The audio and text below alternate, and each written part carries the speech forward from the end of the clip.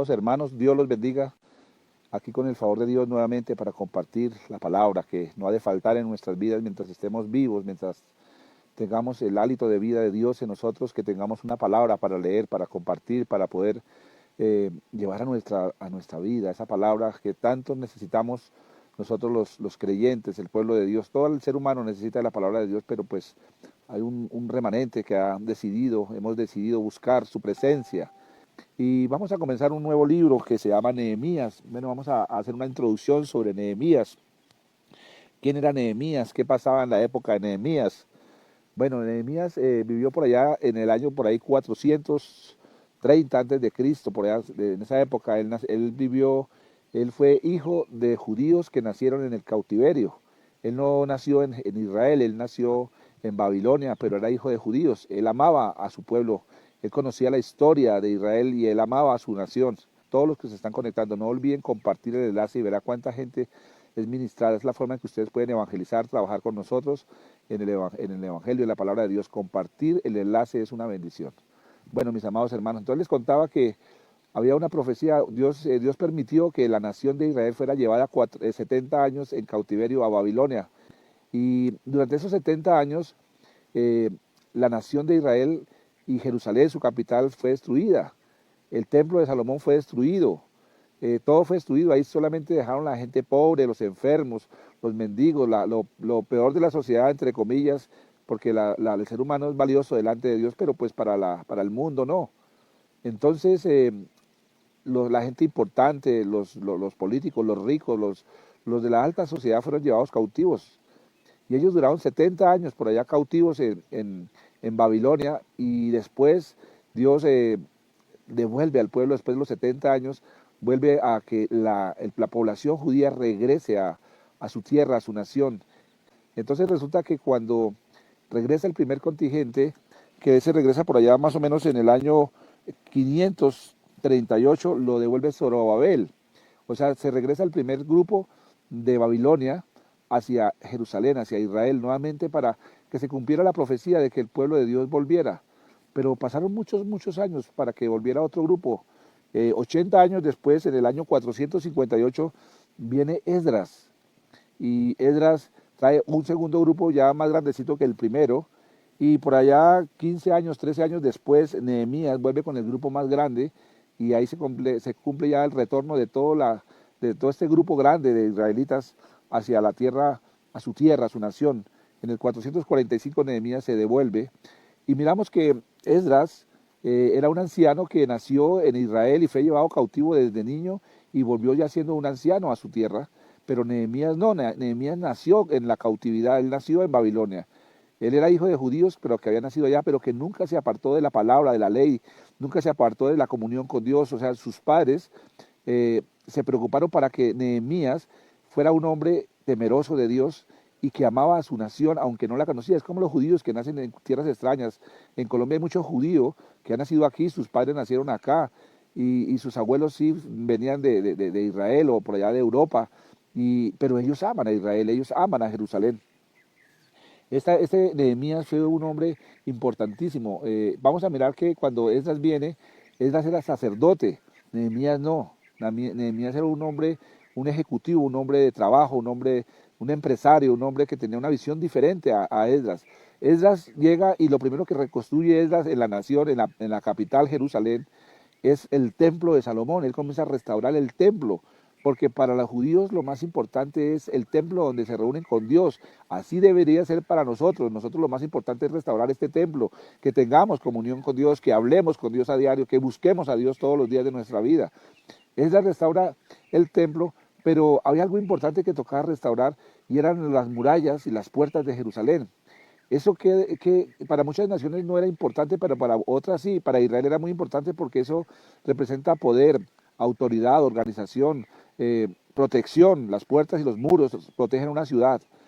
Y Nehemías era un hombre que era sumamente organizado, un hombre, era un líder nato, era una persona que era temerosa de Dios, y que cuando supo que su tierra estaba destruida, su nación, la capital de Jerusalén, de Israel, Jerusalén estaba destruida, le dolió. Y ahí vamos a comenzar a estudiar este libro de Nehemías en el capítulo 1. Vamos a leer el capítulo 1 hoy, y habla sobre la oración de Nehemías sobre Jerusalén. Dice la palabra de Dios en el nombre del Padre, del Hijo y del Espíritu Santo.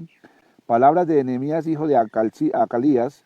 Aconteció en el mes de Kisliu, en el año 20, estando yo en Susa, capital del reino. Susa era la capital del reino, allá donde estaba Nehemías trabajando. Allá él era, por si acabo de mirar la profesión de él, era copero del rey. ¿El copero qué hacía? El copero probaba los alimentos, las bebidas antes de que el rey comiera, porque en esa época la costumbre era asesinar, matar a los reyes envenenados. Entonces tenían una persona que probaba antes, y si el copero moría, pues se salvaba el rey. Si el copero no moría, pues el rey podía comer tranquilo. No olviden compartir el enlace, mis hermanos.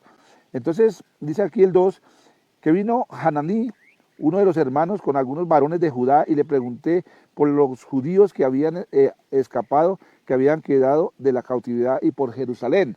O sea que aunque Nehemías no conocía Jerusalén, no conocía su tierra, porque él no había nacido allá, él siempre se preocupó por su tierra. Es como cuando usted pregunta por la iglesia cristiana, es como cuando hay una catástrofe en la iglesia, cuando hay un pecado, cuando un pastor cae, cuando hay algo tremendo en la iglesia, al cristiano verdadero le duele. Cuando usted escucha la noticia que un pastor se suicidó, que un pastor murió, que hubo adulterio, que hubo cosas, eso duele, eso afecta a la iglesia, porque somos un solo cuerpo. El israelita, el judío, ama a su nación, son muy unidos. Ese es el secreto de su identidad, de sostenerse durante toda la historia de la humanidad juntos, el amor hacia su nación. Entonces, él pregunta por su tierra. En el versículo 3 dice, y me dijeron, el remanente, los que quedaron de la cautividad allí en la provincia, están en gran mal y afrenta, y el muro de Jerusalén derribado, y sus puertas quemadas a fuego. Esa fue la noticia que le dieron a él. Es como si a usted le dijeran, ¿cómo está la iglesia hoy? La iglesia de Cristo dice, no, ya no hay quien predique la palabra como es, están predicando la prosperidad, están predicando el amor hacia el dinero, ya está la apostasía montada sobre la iglesia, ya no hay temor de Dios, ya hay homosexuales creyéndose en cristianos y predicando, haciendo iglesias para homosexuales. Eso es lo que estaba pasando allá en la tierra de Jerusalén, ¿verdad? El pecado, la ruina en esta ciudad. Esa fue la noticia que le dieron a Nehemías. Eso nos debe afectar a nosotros cuando usted ve que la iglesia se deteriora, que la iglesia se ha caído, que ya no hay temor de Dios, que ya no hay alabanza como antes, que ya no hay palabra viva como antes. Eso nos debe doler a nosotros, eso nos debe doler a nosotros, eso nos debe doler a nosotros los seres humanos, porque a los cristianos por lo menos. ¿Por qué? Porque nuestra nación, es nuestro pueblo, es nuestra iglesia. Eso era lo que pasaba ya. El versículo cuando oí, dice Nehemías, cuando oí estas palabras, me senté y lloré. E hice duelo por algunos días y ayuné y oré delante del Dios de los cielos. Mira para que aprendamos lo que Nehemías nos va a enseñar aquí en este libro. Vamos a mirar lo que él hizo. Cuando oí estas palabras me senté y lloré. A uno le debe doler la iglesia, le debe doler su pueblo. Cuando una familia cristiana se echa para atrás y no vuelve a la iglesia, cuando usted ve que hay gente que se congregaba, ya ni se conectan, que ya nada, que ni contestan el teléfono cuando uno los llama para saludarlos, a uno le debe doler. Uno como pastor, yo se lo digo como pastor, nosotros con mi esposa hemos llorado por familias, por personas, cuando se apartan, cuando se van, cuando salen peleando de la iglesia, uno llora, uno es como un papá, a uno le duele absolutamente eso.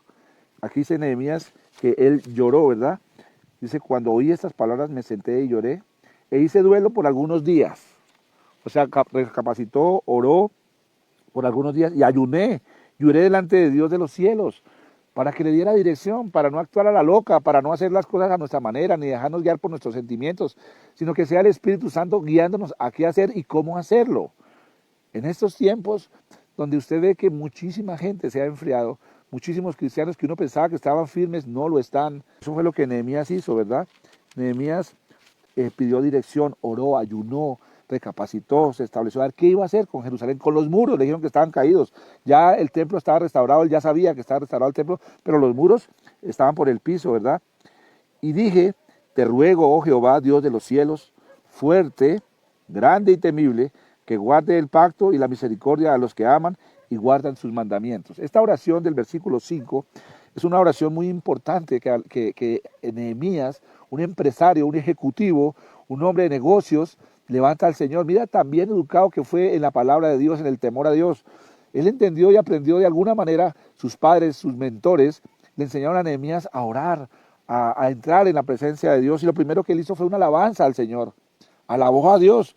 Y luego dio acción de gracias por todo lo que Dios hace. Usted lo primero que es, alaba a Dios, lo alaba, lo pone en su sitio, lo honra, glorifica su santo nombre. No entre quejándose, sino usted dele la gloria, Señor, y dele gracias a Dios, acción de gracias. Después Nehemías muestra un arrepentimiento por el pecado de la nación, por el pecado de todos nosotros, por lo que hemos hecho, porque hemos descuidado la iglesia, porque no hemos sido firmes delante de Dios, y después hace la petición. Mire que la petición no va de primeras, la petición es una petición y termina con un compromiso. O sea, usted ora y se mueve, oración. Usted no es que ora y espere que del cielo le lluevan todas las cosas. Usted tiene que moverse, usted tiene que hacer, usted tiene que proponerse. Si usted no lo hace, no lo logra, mi hermano. Usted tiene que ser activo en las cosas, usted tiene que moverse. Yo soy un hombre muy activo. Si ustedes se han dado cuenta, yo me muevo mucho en las cosas y yo le pido a Dios que me guíe. Me he equivocado mucho y le pido a Dios que me equivoque menos, pero yo quiero hacerle caso a Dios, yo quiero obedecer a Dios.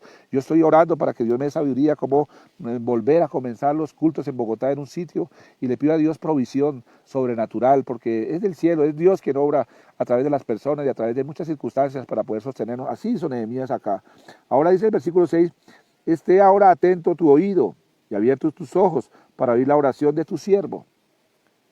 Cualquier necesidad que tú tengas, cualquier problema, cualquier angustia, ya sabes cómo comenzó Nehemías este proyecto de restaurar los muros. Tú tienes un proyecto de hacer alguna cosa para el Señor, o en tu vida, en tu ministerio, en tu hogar.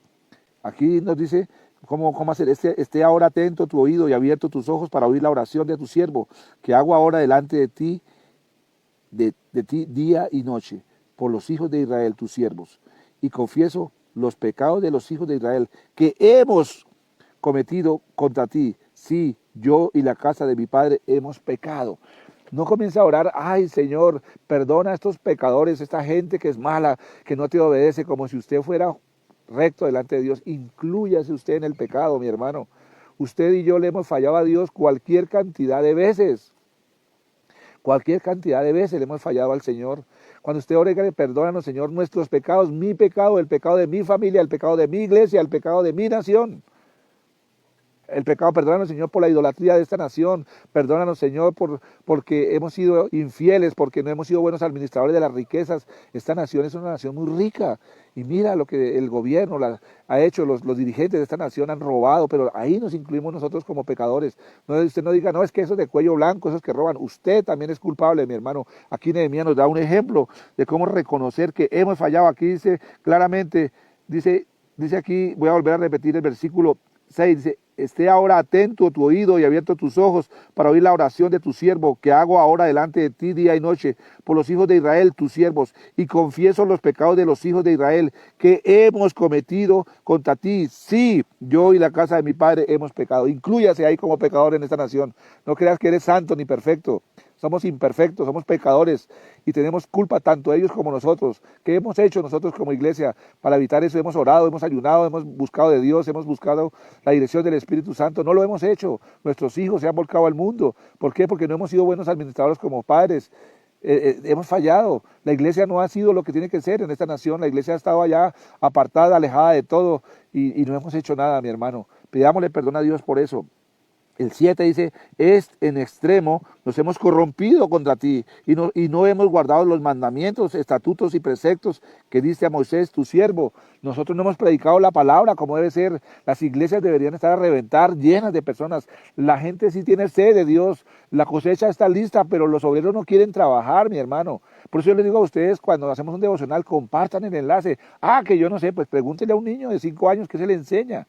Nosotros tenemos que aprender a movernos en la tecnología y compartir. Es una forma de evangelizar a la gente para que la gente llegue. Comparta lo que Dios te da. Si usted pertenece a este núcleo, a este grupo de Filadelfia, Plantaré en el Desierto, usted puede trabajar con la obra. Podemos trabajar, podemos estar diciéndole, porque hay mucha necesidad de sembrar el evangelio. Tenemos que movernos, llevar la palabra a tiempo y a destiempo. La palabra de Dios, como sale aquí, no le pongamos adornos.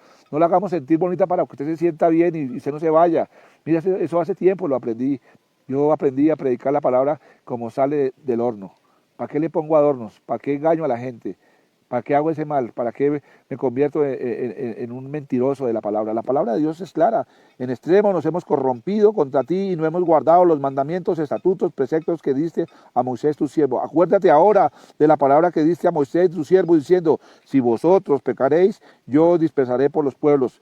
Pero si os volveréis a mí y guardaréis mis mandamientos y los pusiereis por obra, aunque vuestra dispersión fuera hasta el extremo de los cielos, de allí os recogeré y os traeré al lugar que escogí para hacer habitar allí tu nombre. Digámosle, sí, Señor, nosotros nos hemos apartado de ti, nosotros nos hemos alejado de ti, nosotros no hemos predicado tu palabra, aquí hemos levantado religiones, aquí hemos levantado altares paganos a vírgenes, a santos. En cada pueblo, en Colombia, hay una virgen, un santo que se alaba, que se adora, y eso es idolatría, y tu palabra lo prohíbe. Allá en Éxodo capítulo 20 habla muy claro de no levantar ídolos a nada. Dios es un Dios invisible, usted no lo ha visto, usted no ponga a hacer muñecos para adorar. Hemos pecado. Esto es una reflexión tremenda. Dios no restaura una nación, Dios no restaura una vida si usted no reconoce eso. Mi amado amigo Edgar Rojas, también te bendigo. Nosotros tenemos que confesarle a Dios nuestro pecado. No le ponga adornos, mi hermano. Hemos sido idólatras, hemos sido pecadores, hemos sido tibios, hemos sido mediocres en el Evangelio. Nos falta muchísimo, tenemos que volver a la palabra vida. Estos son tiempos de restauración, de restaurar nuestra comunión con Dios, mi hermano. Nehemías está reconociendo aquí, tenía un proyecto grande que era restaurar los muros de una nación, de un país, de una capital que estaba en ruina. Pero tienes que ir con el Señor, decirle, Señor, yo no puedo venirte a decir que yo estoy actuando bien, que yo tengo todo bien, pero si yo no estoy haciendo la voluntad de mi Padre. Nosotros tenemos que decirle al Señor lo que Él ya sabe de nosotros. Nos toca volvernos a Él, mi hermano. Si usted no ora, hermano, comience a orar. Si usted no ayuna, ayune. Si usted no lee la palabra, a leer la palabra. Si a usted no le gustan las cosas de Dios, la alabanza, al congregarse, hermano, comience a orar porque lo que está en juego realmente es la salvación nuestra, mi hermano. Y sigue aquí diciendo el libro de Nehemías. Pero si aquí el 10, ellos pues son tus siervos y tu pueblo, los cuales redimiste con tu gran poder y con tu mano poderosa. Te ruego, oh Jehová, esté ahora atento tu oído a la oración de tu siervo y a la oración de tus siervos, quienes desean reverenciar tu nombre. Concede ahora buen éxito a tu siervo y dale gracias delante de aquel varón, porque yo servía de copero al rey. Mira tan interesante este primer capítulo de Nehemías. Cómo Nehemías primero es tocado por la situación y la necesidad de una nación, pero cómo Nehemías se somete a Dios, confiesa el pecado de él y de la nación, pide perdón a Dios, lo alaba y le dice, Señor, yo necesito tu dirección, yo necesito tu permiso, yo necesito que tú me guíes para este gran proyecto. Yo trabajo con Artajerjes, el rey de copero, yo no sé cómo vas a hacer, pero guíame, Señor. Así tenemos que obrar, aquí tenemos un proyecto en este pueblo, con unos amigos empresarios que queremos comenzar un grupo. Ya tenemos un grupo aquí de oración, pero queremos darle forma a este grupo para trabajar porque la gente necesita de la palabra de Dios. Entonces, este es un proyecto, pero no lo podemos hacer a la loca. Tenemos que pedirle dirección al Espíritu Santo. Hay tiempos para comenzar, hay que orar y obrar, orar y acción y movernos. Pero tenemos que someternos a Dios, tenemos que reconocer que es Él que nos guía. Aquí vamos a mirar en este libro un gran proyecto. Y yo quiero que usted, en este libro, en estos días que vamos a leer el libro de Nehemías, usted piense en un proyecto en su vida, algo que usted quiere hacer, algo que usted tiene en su corazón, que ha sido imposible, que no lo ha logrado, no sé, comprar una casa, comprar un carro, un viaje, restaurar su hogar, volver al ministerio, la iglesia, no sé lo que tengas en tu corazón, pero que no ha podido, para que el Señor nos guíe cómo hacerlo, cómo ponerle a Dios la situación, cómo reconocer que le hemos fallado, cómo decirle al Señor, Señor, mira, cuán mediocre he sido yo, Señor, cuán emocional. Allá en Eclesiastés vimos el otro día que estudiamos ese libro, que nos apresuramos, que es mejor no prometer que prometer y no cumplir. ¿Cuántas promesas le hemos hecho a Dios que le vamos a dar, que vamos a servir, que vamos a ayudar, que vamos a hacer? Mire, yo he visto eso muchas veces en la iglesia, cuando nos hemos cambiado de sitio porque hemos crecido, nos hemos ido para otro sitio, me decían, pastor, vamos allá, vamos a pagar el arriendo entre todos, no sé qué, pero cuando ya estaba allá, ninguno, o sea, son muy pocos los que colaboran, pero la gran mayoría se les olvidó sus promesas, compromisos que tenemos con la obra de Dios, con las cosas de Dios. Eso es lo que hace que nosotros tengamos esa mediocridad. Pero aquí Nehemías dice, perdónanos Señor, vamos a hacer las cosas bien, vamos a ser diligentes. Y a eso los invito, mis amados hermanos, a ser diligentes en la obra de Dios, en la vida suya, en la vida como testimonio, como cristianos, como hombres y mujeres de Dios, que cuando nosotros hablemos haya poder en la palabra. Este es un proyecto que vamos a comenzar con Nehemías aquí, para que usted aprenda y yo aprenda, aprendamos todos cómo tenemos que comenzar un proyecto de Dios en nuestra vida. Este es el devocional para hoy, los bendigo grandemente, Dios los guarde a todos allá, que la sangre de Cristo los cubra.